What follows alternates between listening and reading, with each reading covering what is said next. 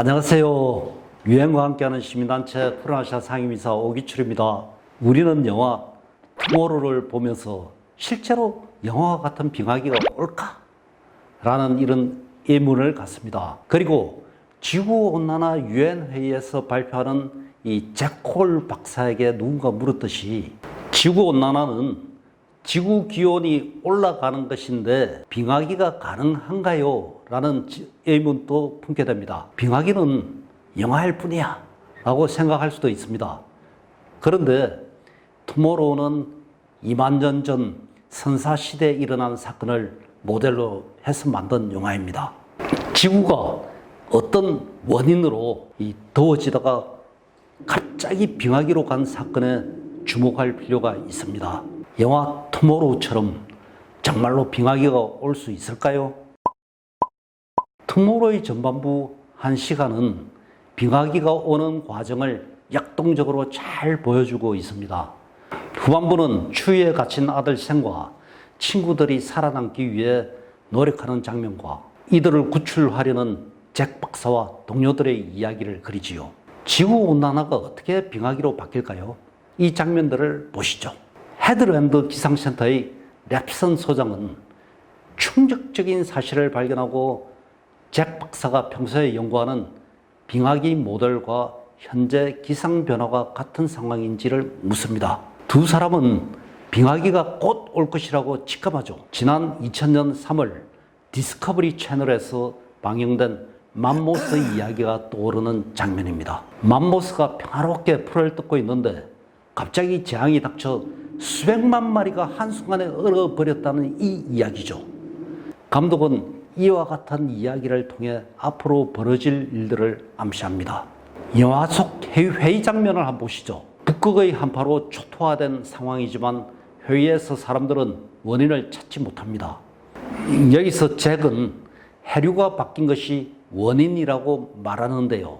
여기서 의문점이 생깁니다. 해류가 바뀐 것과 빙하기가 무슨 연관이 있을까요? 잭 박사의 이론을 알려드리겠습니다. 바다는 거대한 컨베이어 벨트 운동을 합니다. 따뜻한 적도에서부터 차가운 북쪽으로 이렇게 이동을 하죠. 그린란드 근처에서 바닷물은 차가워지고 염분의 농도가 이렇게 올라갑니다.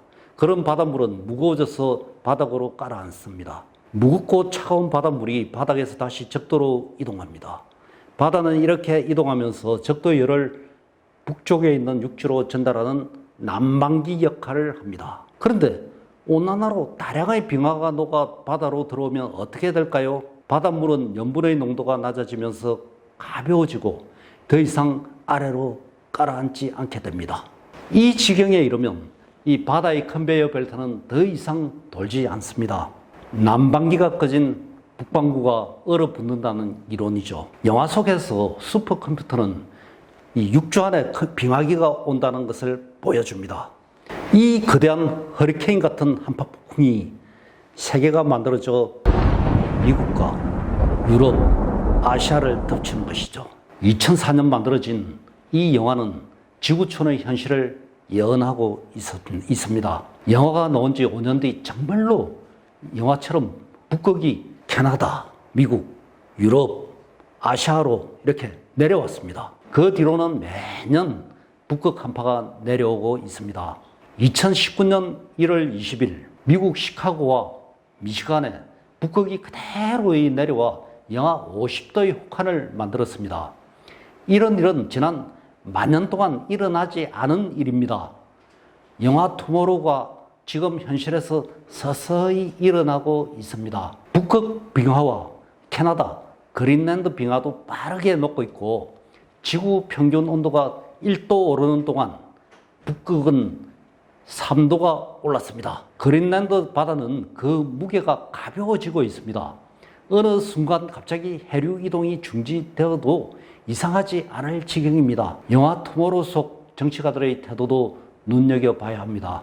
미국의 부통령은 온실가스 줄이는 일에 돈을 대는 것을 아까워하고 환경보다 경제가 더 위기라고 하며 경제 상황을 더 중요하게 생각하는 인물입니다. 잭 박사는 부통령을 만나 빙하기를 경고하면서 멕시코로 이주를 주장하지만 무시되죠. 사태가 더욱 악화되고 나서야 대통령이 참가하는 대책회의에서 잭 박사는 다시 멕시코로의 이주를 주장합니다. 찬성과 반대가 나뉘고 그 와중에 이 눈치를 보던 잭의 상사 톰이 처음으로 바른 말을 합니다. 정치인에게 맡겨서 이 꼴이 난 것이 아니요 하면서 부통령을 비판하죠. 대통령은 시민들을 대피시키라고 명령을 내리지만 빨리 손을 썼다면 더 많은 사람들을 살렸을 것입니다. 정치는 해결할 수 있을 때를 계속 놓치고 있다는 점을 영화 속에서 드러내고 있습니다. 영화는 기후변화가 모든 것을 바꾸고 있음을 보여주기도 합니다. 바뀔 것 같지 않은 미국 우월주의까지도 바꾸버렸죠. 영원히 난민이 될 것 같지 않았던 미국인들이 난민으로 멕시코로 이주합니다.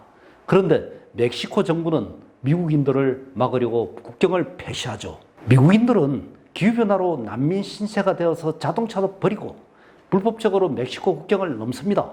이렇게 기후변화는 모든 것을 바꿉니다. 영화의 결말은 때늦은 후회로 가득합니다. 미국 부통령은 이렇게 고백합니다.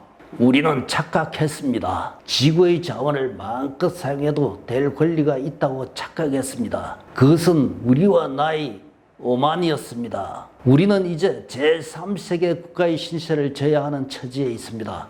궁지에 몰린 우리에게 피난처를 제공한 이들에게 감사드립니다. 이것이 이 영화에서 말하고자 하는 메시지이기도 합니다. 기후변화는 모든 것을 바꿉니다. 여러분 잊지 마십시오. 깨어있으라. 그날이 온다. 저희 푸른아시아는 극한 지구의 환경 문제를 해결하기 위해 계속 여러분과 함께하겠습니다. 미래 50년 우리가 살아갈 시대 푸른아시아가 만들겠습니다.